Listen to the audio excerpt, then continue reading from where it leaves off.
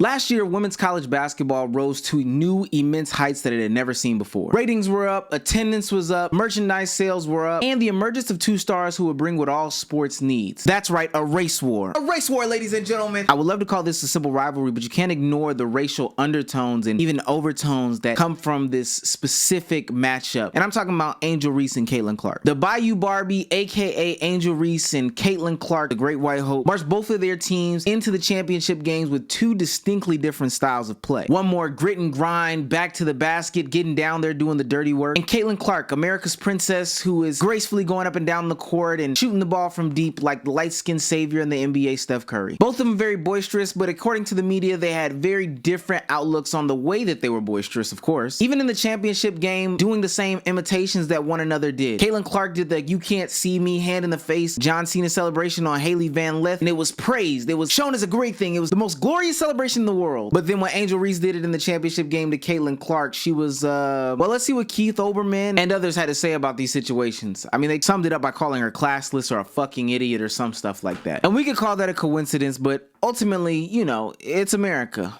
There's going to be something to that that's deeper than what we're seeing. And even post-championship, women's sports rose to immense heights, but this championship was seen as a very different case, and they treated it very differently. The First Lady of the United States not only congratulated LSU for their victory and invited them out to the White House to celebrate with Joe Biden and the rest of the crew, but for some reason extended the invitation to the entirety of the Iowa team, almost giving these white girls or America's daughters the pity prize. This display was seen as disgusting because it made some of LSU's players turned off to even appearing at the White House, but they sucked it up and they did what they did. Now look, I have no dog in this fight. I want to make it very clear. I am a Caitlin Clark fan, but I'm a fan of hoops overall, so I don't really feel like I have a side on what is and what isn't. But I can't help but notice as I watch these sports how there is a bit of treatment advantage or priorities for Caitlin Clark over some of the other people in the sport. Now don't get me wrong, racial elements have always existed in sports. Look at the NBA in the 1970s. There were so many people going around labeling the league as too black, and it was turning off a certain fan base, and if they kept playing this same way, people would just completely separate themselves from watching basketball. And in a time where the NBA was dying, they needed the resurgence of passion, aggression, good team sports, and a great white hope to tie onto. And enters Larry Bird. Now, even though he didn't win the championship, similar to Caitlin Clark, back when he played Magic Johnson's team, Larry Bird was touted as the greatest basketball player to enter the NBA. Well, really since Jesus. And numerous times throughout both of their careers, the newspaper headlines would be favoring, or the media coverage would be favoring Larry Bird in a major way, as opposed to how they did Magic Johnson. Magic Johnson was seen as this black guy who was always jovial, smiling, and would even get some racial remarks when they came into Boston. But Larry Bird was seen as the great white hope. Even though he wasn't a media darling, they clung on to him because he was something that we could get behind. Magic Johnson was flash, and he took the fundamentals out the game in very ostracizing fashions of those that really like the fundamentals. Larry Bird was good old, hard-working, down-to-earth, all America's values. And even if they weren't overt, the racial undertones were still very much there. We can fast forward into a Tom Brady situation where Tom Brady, the greatest quarterback of all time, was on sidelines time and time again showing what people call passion, heart, and determination. But just down the East Coast, when Odell Beckham was doing the same things, he was labeled as a diva, he was labeled as hard to work with, he was labeled as throwing temper tantrums. Take Ben Roethlisberger, who had multiple SA and sexual harassment issues throughout his time in the NFL. And not once, but twice, and maybe even 3 times, as I'm reading here on his Wikipedia page. And ultimately, his consequences for his actions were just, you know, behavioral classes and maybe a little suspension or whatever the case may be. And then when you compare that to somebody like a Michael Vick a few years earlier, who had a dogfighting ring at his property, saw him not only serve jail time, but a suspension from the league, and ultimately still lives with those consequences to this day, you can only think that, hey, there has to be something going on. And don't even get me started on how unfair media treatment is when it comes to black players and white players. There was that one scumbag of a radio host who went on air and talked about a women's basketball team by referring to them as, I can't really remember. Hardcore hose. That's a nappy-headed hose. Oh yeah.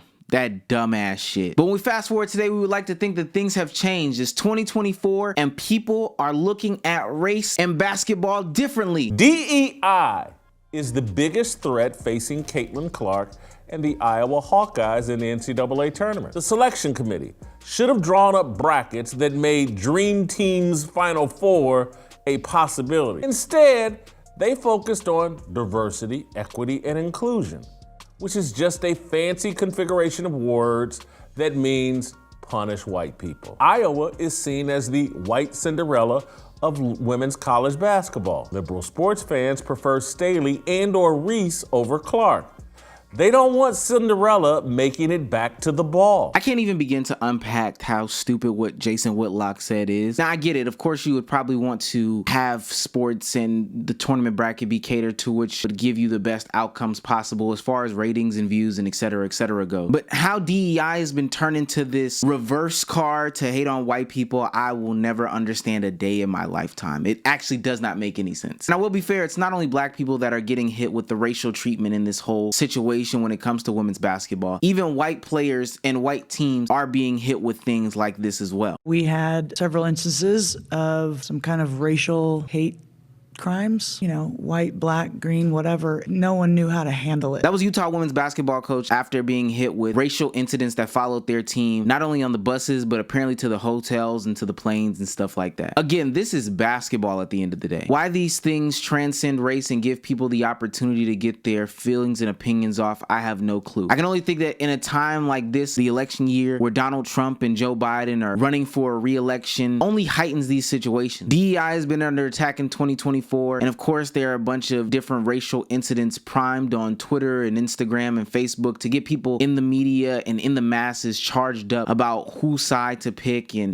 what beliefs you should have and et cetera, et cetera. With that being said, it's a perfect time for people to get off their remarks and their actual true feelings on whatever media platforms that they inhabit. Ben Balk from the LA Times released an actual factual article saying these seemingly disgusting things. This isn't just a basketball game. It's a reckoning. Picking sides goes well beyond school allegiance. Do you prefer America's sweethearts or its dirty debutantes? Milk and cookies or Louisiana hot sauce? Now, if that's not the most racially charged thing I've ever seen in my life, I don't even know what it is. And the saddest part about it is that's not even about LSU and Iowa. That's about LSU and UCLA. I can only think of what he would be saying if this was about Iowa as well, the team that people really believe is America's sweetheart. The LA Times has since corrected it, and hopefully Ben has been fired of his job and barred from reporting.